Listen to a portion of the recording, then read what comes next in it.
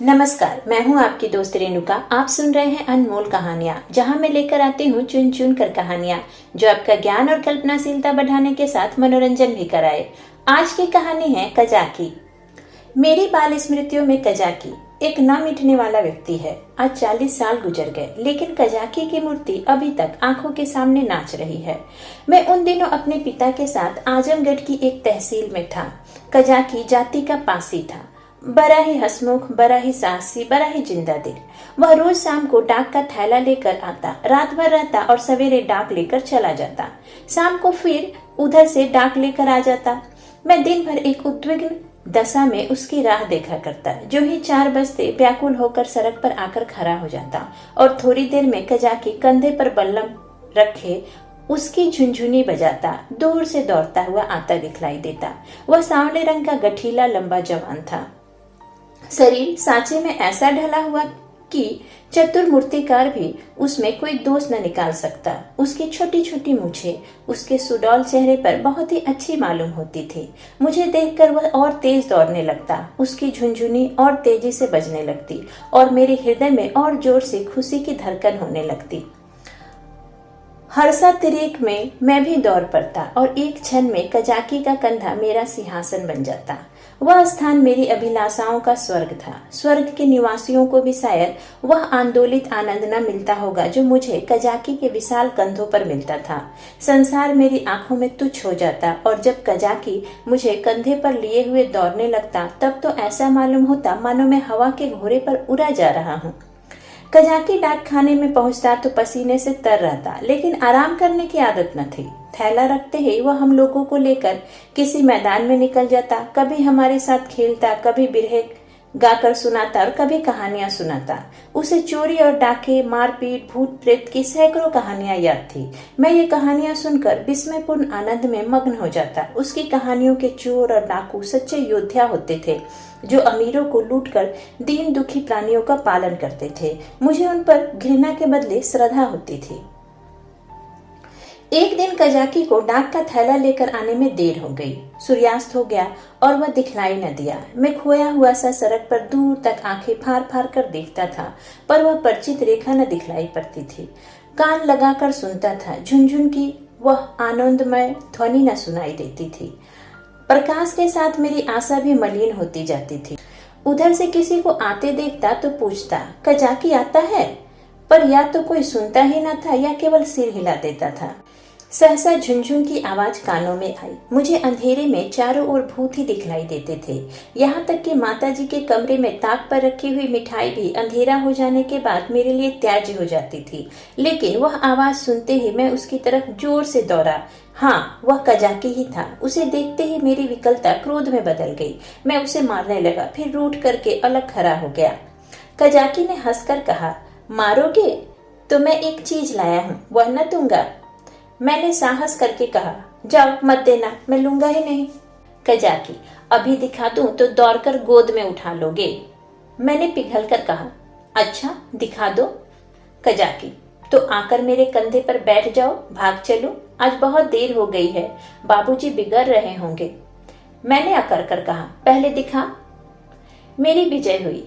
अगर कजाकी को देर का डर ना होता तो वह 1 मिनट भी और रुक सकता तो शायद पासा पलट जाता। उसने कोई चीज दिखलाई जिसे वह एक हाथ से छाती से चिपटाए हुए था। लंबा मुंह था और 2 आंखें चमक रही थी।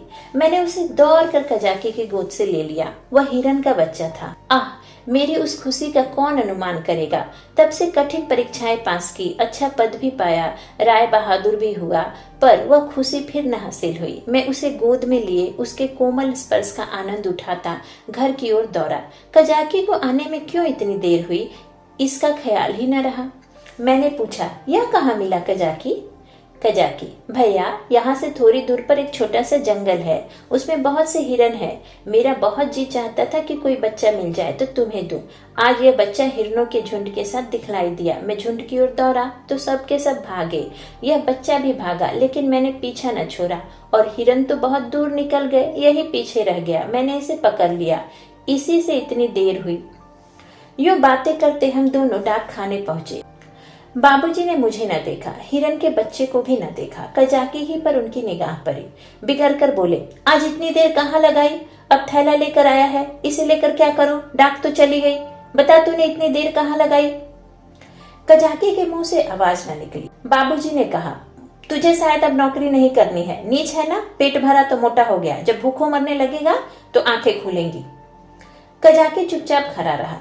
बाबूजी का क्रोध और बढ़ा। बोले, अच्छा थैला रख दे और अपने घर की राह ले। सुअर, अब डाक लेके आया है, तेरा क्या बिगड़ेगा? जहां चाहेगा मजूरी कर लेगा, माथे तो मेरे जाएगी, जवाब तो मुझसे तलब होगा। कजाकी ने रुआंसे होकर कहा, सरकार अब कभी देर ना होगी। बाबूजी, आज क्यों देर की? इसका जवाब दे। कजाकी के पास इसका कोई जवाब न था। आश्चर्य तो यह था कि मेरी भी जबान बंद हो गई। बाबूजी बड़े गुस्सेवर थे, उन्हें काम बहुत करना पड़ता था, इसी से बात बात पर झुंझला पड़ते थे। मैं तो उनके सामने कभी जाता ही न था, वह भी मुझे कभी प्यार न करते थे। घर में केवल 2 बार घंटे घंटे भर के लिए भोजन करने आते थे, बाकी सारे दिन दफ्तर में लिखा करते थे। उन्होंने बार बार एक सहकारी के लिए अफसरों से विनय की थी, पर इसका कुछ असर न हुआ था। यहाँ तक कि तातील के दिन भी बाबूजी दफ्तर ही में रहते थे। केवल माताजी उनका क्रोध शांत करना जानती थी, पर वह दफ्तर में कैसे आती? बेचारा कजाकी उसी वक्त मेरे देखते देखते निकल गया। उसका बल्लम, चपरास और साफा छीन लिया गया और उसे डाकखाने से निकल जाने का नादिरी हुक्म सुना दिया। आह, उस वक्त मेरा ऐसा जी चाहता था कि मेरे पास सोने की लंका होती तो कजाकी को दे देता और बाबूजी को दिखा देता कि आपके निकाल देने से कजाकी का बाल भी बाका नहीं हुआ। किसी योद्धा को अपनी तलवार पर जितना घमंड होता है, उतना ही घमंड कजाकी को अपनी चपरास पर था। जब वह चपरास खोलने लगा तो उसके हाथ कांप रहे थे और आंखों से आंसू बह रहे थे, और इस सारे उपद्रव की जड़ वो कोमल वस्तु थी जो मेरी गोद में मुंह छिपाए ऐसे चैन से बैठी हुई थी मानो माता की गोद में हो। जब कजाकी चला तो मैं भी धीरे धीरे उसके पीछे पीछे चला। मेरे घर के द्वार पर आकर कजाकी ने कहा, भैया अब घर जाओ, सांझ हो गई। मैं चुपचाप खड़ा अपने आंसुओं के वेग को सारी शक्ति से दबा रहा था। कजाकी फिर बोला, भैया मैं कहीं बाहर थोड़े ही चला जाऊंगा, फिर आऊंगा और तुम्हें कंधे पर बैठाकर कुदाऊंगा। बाबूजी ने नौकरी ले ली है तो क्या इतना भी न करने देंगे? तुमको छोड़कर मैं कहीं न जाऊंगा भैया। जाकर अम्मा से कह दो कजाकी जाता है, उसका कहा सुना माफ करे। मैं दौड़ा हुआ घर गया, लेकिन अम्मा जी से कुछ कहने के बदले बिखल बिखल कर रोने लगा। अम्मा जी रसोई के बाहर निकलकर पूछने लगी, क्या हुआ बेटा, किसने मारा? बाबूजी ने कुछ कहा है? अच्छा रह तो जाओ, आज घर आते हैं तो पूछती हूँ, जब देखो मेरे लड़के को मारा करते हैं। चुप रहो बेटा, अब तुम उनके पास कभी मत जाना। मैंने बड़ी मुश्किल से आवाज संभाल कर कहा, कजाकी। अम्मा ने समझा कजाकी ने मारा है। बोली, अच्छा आने तो कजाकी को, देखो खरे खरे निकलवा देती हूँ, हरकारा होकर मेरे राजा बेटा को मारे। आज ही तो साफा बल्लभ सब छिनवाए लेती हूँ। वाह। मैंने जल्दी से कहा, नहीं कजाकी ने नहीं मारा, बाबूजी ने उसे निकाल दिया है, उसका साफा बल्लम छीन लिया, चपरास भी ले ली। अम्मा, यह तुम्हारे बाबूजी ने बहुत बुरा किया, वह बेचारा अपने काम में इतना चौकस रहता है, फिर उसे क्यों निकाला? मैंने कहा, आज उसे देर हो गई थी। यह कहकर मैंने हिरन के बच्चे को गोद से उतार दिया। घर में उसके भाग जाने का भय न था। अब तक अम्मा जी की निगाह भी उस पर न पड़ी थी। उसे फुदकते देखकर वह सहसा चौंक पड़ी और लपक कर मेरा हाथ पकड़ लिया कि कहीं यह भयंकर जीव मुझे काट न खाए। मैं कहाँ तो फूट फूट कर रो रहा था और अम्मा की घबराहट देखकर खिलखिलाकर हंस पड़ा। अम्मा, अरे यह तो हिरन का बच्चा है, कहाँ मिला? मैंने हिरन के बच्चे का सारा इतिहास और उसका भीषण परिणाम आदि से अंत तक कह सुनाया। अम्मा, यह इतना तेज भागता था कि कोई दूसरा होता तो पकड़ ही न सकता। सन सन हवा की तरह उड़ता चला जाता था। कजाकी 5-6 घंटे तक इसके पीछे दौड़ता रहा, तब कहीं जाकर बच्चा मिला। अम्मा जी, कजाकी की तरह कोई दुनिया भर में नहीं दौड़ सकता, इसी से तो देर हो गई, इसलिए बाबूजी ने बेचारे को निकाल दिया। चपरास, साफा, बल्लम सब छीन लिया। अब बेचारा क्या करेगा, भूखों मर जाएगा। अम्मा ने पूछा, कहाँ है कजाकी, जरा उसे बुला तो लाओ। मैंने कहा, बाहर तो खड़ा है, कहता था अम्मा जी से मेरा कहा सुना माफ करवा देना। अब तक अम्मा जी मेरे वृत्तांत को दिल लगे समझ रही थी। शायद वह समझती थी कि बाबूजी ने कजाकी को डांटा होगा, लेकिन मेरा अंतिम वाक्य सुनकर संशय हुआ कि सचमुच तो कजाकी बर्खास्त नहीं कर दिया गया। बाहर आकर कजाकी कजाकी पुकारने लगी, पर कजाकी का कहीं पता न था। मैंने बार बार पुकारा, लेकिन कजाकी वहां न था। खाना तो मैंने खा लिया, बच्चे शौक में खाना नहीं छोड़ते, खासकर जब रबड़ी भी सामने हो, मगर बड़ी रात तक परे परे सोचता रहा। मेरे पास रुपए होते तो 1 लाख रुपए कजाकी को दे देता और कहता बाबूजी से कभी मत बोलना, बेचारा भूखों मर जाएगा, देखूं कल आता है कि नहीं, अब क्या करेगा आकर, मगर आने को तो कह गया है, मैं कल उसे अपने साथ खाना खिलाऊंगा। यही हवाई किले बनाते बनाते मुझे नींद आ गई। दूसरे दिन मैं दिन भर अपने हिरन के बच्चे की सेवा सत्कार में व्यस्त रहा। पहले उसका नामकरण संस्कार हुआ, मुन्नू नाम रखा गया। फिर मैंने उसका अपने सब हमजोली और सहपाठियों से परिचय कराया। दिन ही भर में वह मुझसे इतना हिल गया कि मेरे पीछे पीछे दौड़ने लगा। इतनी ही देर में मैंने उसे अपने जीवन में एक महत्वपूर्ण स्थान दे दिया। अपने भविष्य में बनने वाले विशाल भवन में उसके लिए अलग कमरा बनाने का भी निश्चय कर लिया। चारपाई, सैर करने की फिटन आदि की भी आयोजन कर ली। लेकिन संध्या होते ही सब कुछ छोड़ छाड़ कर सड़क पर जा खड़ा हुआ और कजाकी की बाट जोहने लगा। जानता था कि कजाकी निकाल दिया गया है, अब उसे यहाँ आने की कोई जरूरत नहीं रही। फिर भी न जाने मुझे क्यों यह आशा हो रही थी कि वह आ रहा है। एकाएक मुझे ख्याल आया कि कजाकी भूखों मर रहा होगा। मैं तुरंत घर आया। अम्मा दिया बत्ती कर रही थी। मैंने चुपके से एक टोकरी में आटा निकाला, आटा हाथों में लपेटे टोकरी से गिरते आटे की एक लकीर बनाता हुआ भागा। जाकर सड़क पर खड़ा हुआ ही था कि कजाकी सामने से आता दिखलाई दिया। उसके पास बल्लम भी था, कमर में चपरास भी थी, सिर पर साफा भी बंधा हुआ था। बल्लम में डाक का थैला भी बंधा हुआ था। मैं दौड़कर उसकी कमर से चिपट गया और विस्मित होकर बोला, तुम्हें चपरास और बल्लम कहाँ से मिल गया कजाकी? कजाकी ने मुझे उठाकर कंधे पर बैठलाते हुए कहा, वह चपरास किस काम की थी भैया? वह तो गुलामी की चपरास थी। यह पुरानी खुशी की चपरास है। पहले सरकार का नौकर था, अब तुम्हारा नौकर हूँ। यह कहते कहते उसकी निगाह टोकरी पर पड़ी जो वहीं रखी थी। बोला, यह आटा कैसा है भैया? मैंने सकुचाते हुए कहा, तुम्हारे ही लिए तो लाया हूँ, तुम भूखे होगे, आज क्या खाया होगा? कजाकी की आंखें तो मैं न देख सका, उसके कंधे पर बैठा हुआ था। हाँ, उसकी आवाज से मालूम हुआ कि उसका गला भराया है। बोला, भैया क्या रूखी ही रोटियां खाऊंगा, दाल नमक घी, और तो कुछ नहीं है। मैं अपनी भूल पर बहुत लज्जित हुआ। सच तो है, बेचारा रूखी रोटियां कैसे खाएगा, लेकिन नमक दाल घी कैसे लाऊं? अब तो अम्मा चौके में होंगी। आटा लेकर तो किसी तरह भाग आया था। अभी तक मुझे न मालूम था कि मेरी चोरी पकड़ ली गई। आटे की लकीर ने सुराग दे दिया है। अब ये तीन तीन चीजें कैसे लाऊंगा? अम्मा से मांगूंगा तो कभी न देंगी। एक एक पैसे के लिए तो घंटों रुलाती हैं। इतनी सारी चीजें क्या देने लगी? एकाएक मुझे एक बात याद आई। मैंने अपनी किताबों के बस्तों में कई आने पैसे रख छोड़े थे। मुझे पैसे जमा करके रखने में बड़ा आनंद आता था। मालूम नहीं अब वह आदत क्यों बदल गई। अब भी वही हालात होती तो शायद इतना फाके मस्त न रहता।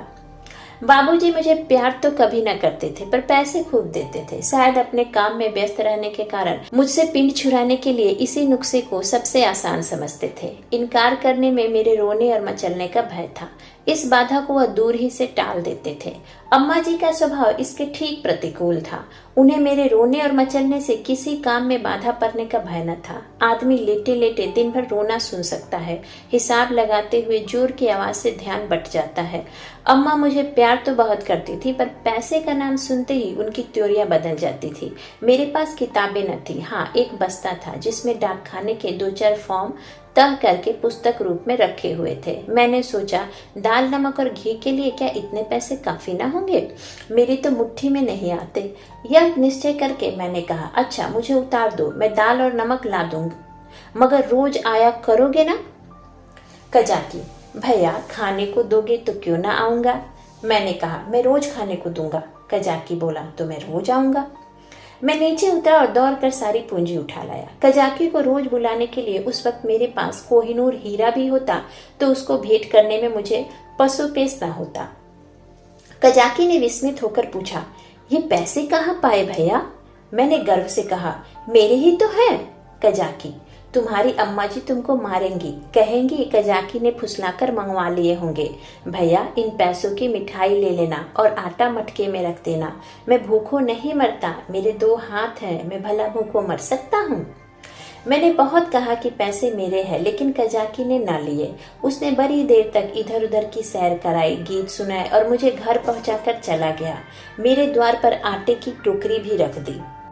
मैंने घर में कदम रखा ही था कि अम्मा जी ने डांट कर कहा, क्यों रे चोर, तू आटा कहाँ ले गया था? अब चोरी करना सीखता है? बता किसको आटा दे आया, नहीं तो मैं तेरी खाल उधेर कर रख दूंगी। मेरी नानी मर गई। अम्मा क्रोध में सिहनी हो जाती थी। सिर पिटाकर बोला, किसी को तो नहीं दिया? अम्मा, तूने आटा नहीं निकाला? देख कितना सारा आटा सारे आंगन में बिखरा पड़ा है। मैं चुप खड़ा था। वह कितना भी धमकाती थी, चुमकारती थी, पर जुबान न खुलती थी। आने वाली विपत्ति के भय से प्राण सूख रहे थे। यहाँ तक कि यह भी कहने की हिम्मत न पड़ती थी कि बिगड़ती क्यों हो, आटा तो द्वार पर रखा हुआ है और न उठाकर लाते ही बनता था।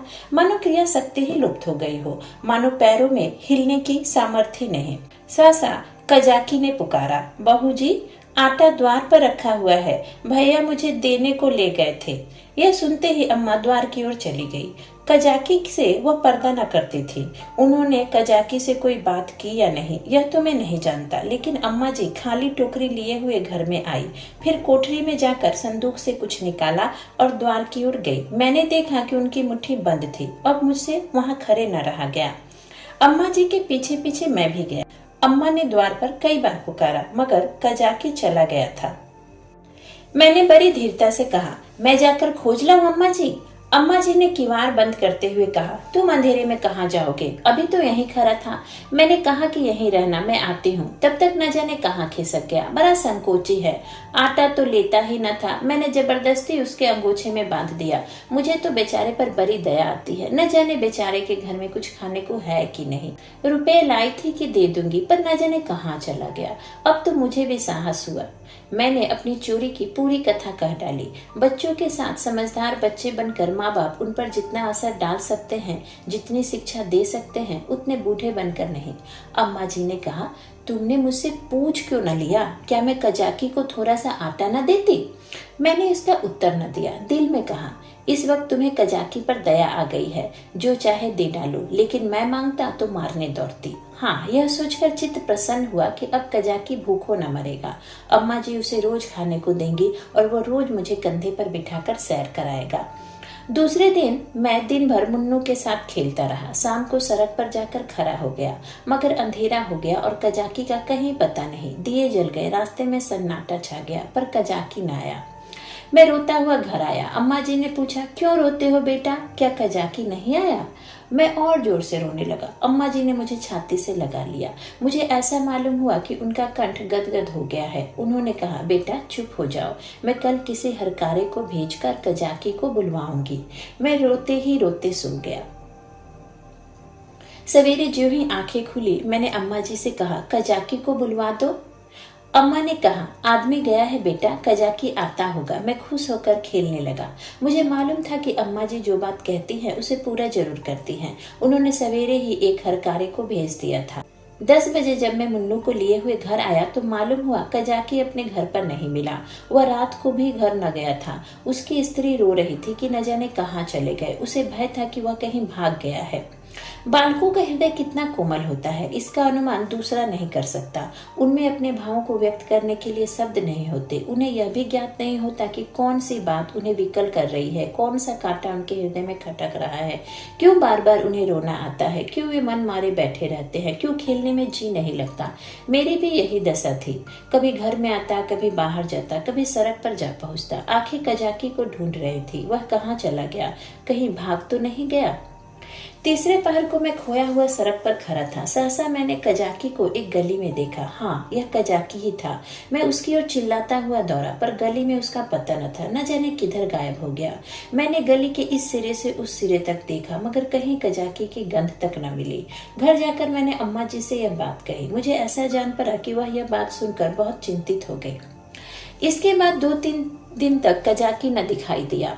मैं भी अब उसे कुछ कुछ भूलने लगा। बच्चे पहले जितना प्रेम करते हैं, बाद में उतने ही निष्ठुर भी हो जाते हैं। जिस खिलौने पर प्राण देते हैं, उसी को 2-4 दिन के बाद पटक कर फोड़ भी डालते हैं। 10-12 दिन और बीत गए। दोपहर का समय था। बाबूजी खाना खा रहे थे। मैं मुन्नू के पैरों में पीनस की पैजैनिया बांध रहा था। एक औरत घूंघट निकाले हुए आई और आंगन में खड़ी हो गई। उसके कपड़े फटे हुए और मैले थे, पर गोरी सुंदर स्त्री थी। उसने मुझसे पूछा, भैया बाबूजी कहाँ है? मैंने उसके पास जाकर उसका मुंह देखते हुए कहा, तुम कौन हो? क्या बेचती हो? औरत, कुछ बेचती नहीं हूँ, तुम्हारे लिए ये कमल गट्टे लाई हूँ। भैया तुम्हें तो कमल गट्टे बहुत अच्छे लगते हैं ना? मैंने उसके हाथों में लटकती हुई पोटली को उत्सुक नेत्रों से देखकर पूछा, कहाँ से लाई हो, देखें? औरत, तुम्हारे हरकारे ने भेजा है भैया। मैंने उछलकर पूछा, कजाकी ने? औरत ने सिर हिलाकर हाँ कहा और पोटली खोलने लगी। इतने में अम्मा जी भी रसोई से निकल आई। उसने अम्मा के पैरों का स्पर्श किया। अम्मा ने पूछा, तू कजाकी की घर वाली है? औरत ने सिर झुका लिया। अम्मा, आजकल कजाकी क्या करता है? औरत ने रोकर कहा, बहू जी जिस दिन से आपके पास से आटा लेकर गए हैं उसी दिन से बीमार पड़े हैं। बस भैया भैया किया करते हैं। भैया ही में उनका मन बसा करता है। चौक चौक कर भैया भैया कहते हुए द्वार की ओर दौड़ते हैं। न जाने उन्हें क्या हो गया है बहू जी। एक दिन मुझसे कुछ कहा न सुना, घर से चल दिए और एक गली में छिपकर भैया को देखते रहे। जब भैया ने उन्हें देख लिया तो भागे। तुम्हारे पास आते हुए लजाते हैं। मैंने कहा, हाँ हाँ, मैंने उस दिन तुमसे जो कहा था अम्मा जी। अम्मा, घर में कुछ खाने पीने को है? औरत, हाँ बहू जी, तुम्हारे आशीर्वाद से खाने पीने का दुख नहीं है। आज सवेरे उठे और तालाब की ओर चले गए। बहुत कहती रही बाहर मत जाओ, हवा लग जाएगी, मगर न माना। मारे कमजोरी के पैर कांपने लगते हैं, मगर तालाब में घुसकर ये कमल गट्टे तोड़ लाए। तब मुझसे कहा, ले जा, भैया को दिया, उन्हें कमल गट्टे बहुत अच्छे लगते हैं। कुशल क्षेम पूछती आना। मैंने पोटली से कमल गट्टे निकाल लिए थे और मजे से चख रहा था। अम्मा ने बहुत आंखें दिखाई, मगर यहाँ इतनी सब्र कहा। अम्मा ने कहा, कह देना सब कुशल है। मैंने कहा, यह भी कह देना कि भैया ने बुलाया है, न जाओगे तो फिर तुमसे कभी न बोलेंगे। हाँ। बाबूजी खाना खाकर निकल आए थे। तौलिए से हाथ मुंह पोंछते हुए बोले, और यह भी कह देना कि साहब ने तुमको बहाल कर दिया है। जल्दी जाओ, नहीं तो कोई दूसरा आदमी रख लिया जाएगा। औरत ने अपना कपड़ा उठाया और चली गई। अम्मा ने बहुत पुकारा पर वह न रुकी। शायद अम्मा जी उसे सीधा देना चाहती थी। अम्मा ने पूछा, सचमुच बहाल हो गया? बाबूजी, और क्या, झूठे ही बुला रहा हूँ। मैंने तो 5वें ही दिन उसकी बहाली की रिपोर्ट की थी। अम्मा, यह तुमने अच्छा किया। बाबूजी, उसकी बीमारी की यही दवा है। प्रातः काल में उठा तो क्या देखता हूँ कि कजाकी लाठी टेकता हुआ चला आ रहा है। वो बहुत दुबला हो गया था, मालूम होता था बूढ़ा हो गया है।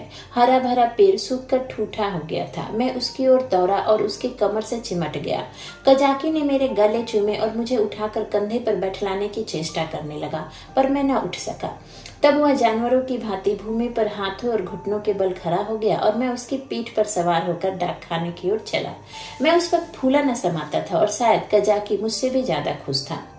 बाबूजी ने कहा, कजाकी तुम बहाल हो गए, अब कभी देर न करना। कजाकी रोता हुआ बाबूजी के पैरों में गिर पड़ा, मगर शायद मेरे भाग्य में दोनों सुख भोगना न लिखा था। मुन्नू मिला तो कजाकी छूटा, कजाकी आया तो मुन्नू हाथ से गया, और ऐसा गया कि आज तक उसके जाने का दुख है। मुन्नू मेरी ही थाली में खाता था। जब तक मैं खाने न बैठूं वह भी कुछ न खाता था। उसे भात से बहुत रुचि थी, लेकिन जब तक खूब घी न पड़ा हो उसे संतोष न होता था। वह मेरे ही साथ सोता था और मेरे ही साथ उठता भी था। सफाई तो उसे इतनी पसंद थी कि मल मूत्र त्याग करने के लिए घर से बाहर मैदान में निकल जाता था। कुत्तों से चिढ़ थी, कुत्तों को घर में न घुसने देता। कुत्तों को देखते ही थाली से उठ जाता और उसे दौड़ कर घर से बाहर निकाल देता था। कजाकी को डाक खाने में छोड़कर जब मैं खाना खाने गया तो मुन्नू भी आ बैठा। अभी 2-4 ही कौर खाए थे कि एक बड़ा सा झबरा कुत्ता आंगन में दिखाई दिया। मुन्नू उसे देखते ही दौड़ा। दूसरे घर में जाकर कुत्ता चूहा हो जाता है। झबरा कुत्ता उसे आते देखकर भागा। मुन्नू को अब लौट आना चाहिए था, मगर वह कुत्ता उसके लिए यमराज का दूत था। मुन्नू को उसे घर से निकाल कर भी संतोष न हुआ। वो उसे घर के बाहर मैदान में भी दौड़ाने लगा। मुन्नू को शायद ख्याल न रहा कि यहाँ मेरी अमलदारी नहीं है। वह उस क्षेत्र में पहुंच गया जहां झबरे का भी उतना ही अधिकार था जितना मुन्नू का। मुन्नू कुत्तों को भगाते भगाते कदाचित अपने बाहुबल पर घमंड करने लगा था। वह यह न समझता था कि घर में उसकी पीठ पर घर के स्वामी का भय काम किया करता है। झबरे ने इस मैदान में आते ही उलटकर मुन्नू की गर्दन दबा दी। बेचारे मुन्नू के मुंह से आवाज तक न निकली। जब पड़ोसियों ने शोर मचाया तो मैं दौड़ा, देखा तो मुन्नू मरा पड़ा है और झबरे का कहीं पता नहीं है। इसी के साथ मैं आपसे विदा लेती हूँ। फिर मिलूंगी एक नई कहानी के साथ। तब तक आशा करती हूँ कि आप कहानियां सुनते रहेंगे और करना नहीं भूलेंगे लाइक, शेयर एंड सब्सक्राइब।